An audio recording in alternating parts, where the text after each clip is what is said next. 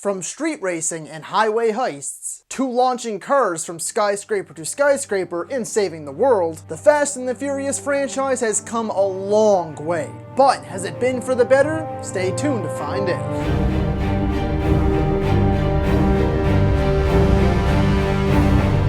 Hello ladies and gentlemen, and movie lovers of all kind, and welcome to my very first Godlike to Not Quite video. So, Godlike to Not Quite is essentially my own personal take for the tier system style videos, which is essentially where I take movie franchises or their characters and put them into a tier system. And for today, we will be looking at the Fast and the Furious franchise. And be sure to stay tuned until the end of the video to see my ranking. Before we get started, check us out on social media. You can find us on Facebook, Twitter, and Instagram at BamTubeTV for all of our latest movie reviews, news, and what's coming up on the channel. Now, back to the video. First up is the original The Fast and the Furious. This movie hasn't really aged too well. It does hold the nostalgia, of course, of being the first in the franchise, but let's face it, it's basically Point Break with cars. You love the cast, of course, and going back and watching it now, it feels super special. The simpler times work, and seeing everyone so young, it's honestly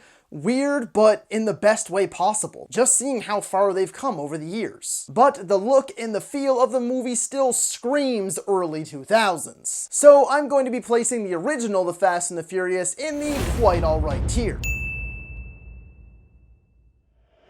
Next is Too Fast, Too Furious. The loss of the majority of the original cast, aside from Paul Walker, is this movie's biggest sin. Don't get me wrong, the chemistry between Walker and Tyrese Gibson is fantastic. But like its predecessor, it feels super dated. And the plot and the villain are supremely corny. They also tried to toss in Eva Mendes there, and of course she is easy on the eyes, but she adds nothing to the movie at all. So for those reasons, I'm actually going to be putting Too Fast, Too Furious, despite it being my favorite when I was a kid, in the rock bottom tier.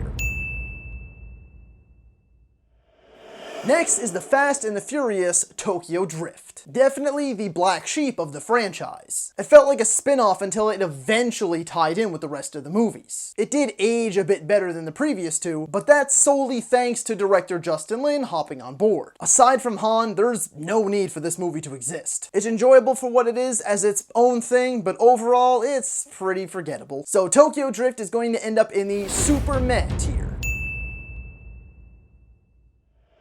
Next is Fast and Furious. I know, they're just great at naming movies in this franchise, aren't they? It's phenomenal, I love it. This is the one in the franchise that I've by far watched the least. But director Justin Lin getting a hold of the original cast is great, and having them back together is the biggest thing going for the movie. The opening sequence and the final act are great, but other than that, the movie is just completely forgettable. Fast and Furious, the fourth one, also ends up in the super meh tier.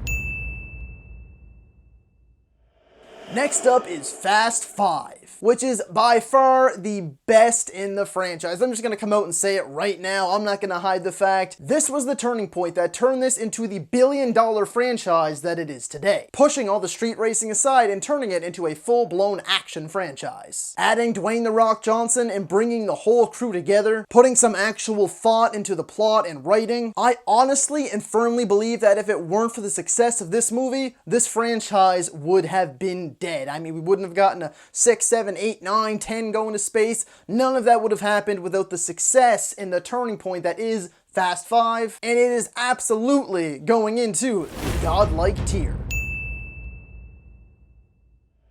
Before we continue, if you are enjoying this video, hit that subscribe button. And don't forget to click that little bell icon to be notified whenever we drop a new Godlike to Not Quite. Now, back to the video. Next is Fast and Furious 6. It carried most of the good from the last one over with it. This was director Justin Lin's last go-around with the franchise until his hopefully triumphant return in Fast and Furious 9. This one mixed things up by adding a great villain. I mean, I guess you could see Dwayne Johnson as the villain in Fast 5, but he's just kind of an opposing force, and by the end of it, he's never really a villain. But in this one, things do start to get a touch more far-fetched. But at the end of the day, it was super awesome seeing Dwayne Johnson become part of the family, and of course to have Letty back. Fast and Furious 6 is going into the awesome sauce tier.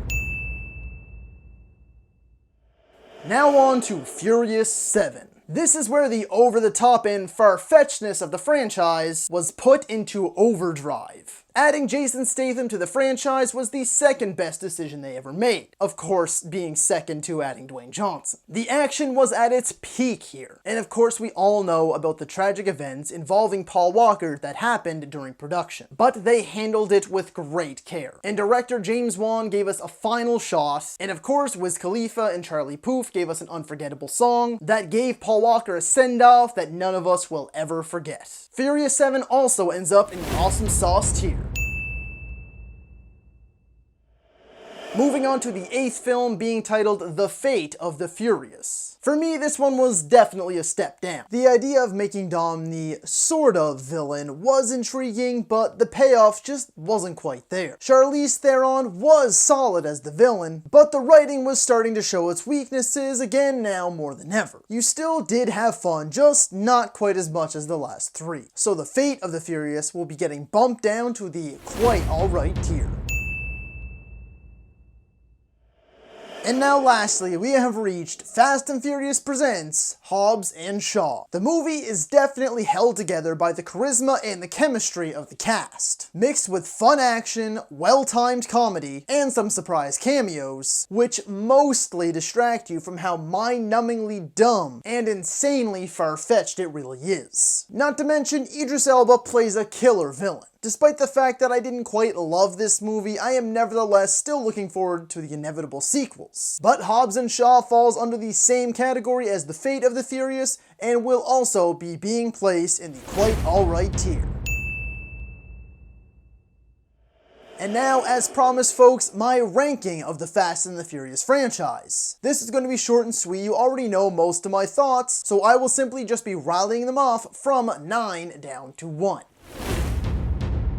Coming in at 9th place and my least favorite of the franchise is obviously going to be Too Fast, Too Furious. Number 8 is going to have to be the nice attempt at branching out that just didn't quite work, being the Fast and the Furious Tokyo Drift. In 7th is Fast and Furious, the 4th film in the franchise, as I just found it to be mostly forgettable. Coming in at number 6 is the original The Fast and the Furious. It still has its nostalgia, but it hasn't really aged all that well. Coming in at number 5 is the recently released Fast and Furious Presents Hobbs and Shaw. Coming in at number 4 is The Fate of the Furious. Coming in at number 3 is going to be Fast and Furious 6. The runner-up in 2nd place is Furious 7. And of course, number 1 without a doubt in my mind, none of the movies have been able to top it since, and that is Fast 5. Fast 5, it was realistic, it was gritty, it was a step in the right direction, and if it wasn't for Fast 5, the franchise would arguably not even exist today. So folks, that was Godlike to Not Quite and my ranking of the Fast and the Furious franchise. If you like this video and you want to see more, be sure to like, subscribe, and comment. And let me know, how would you rank the Fast and Furious franchise? As always, thank you so much for watching, and that's a wrap.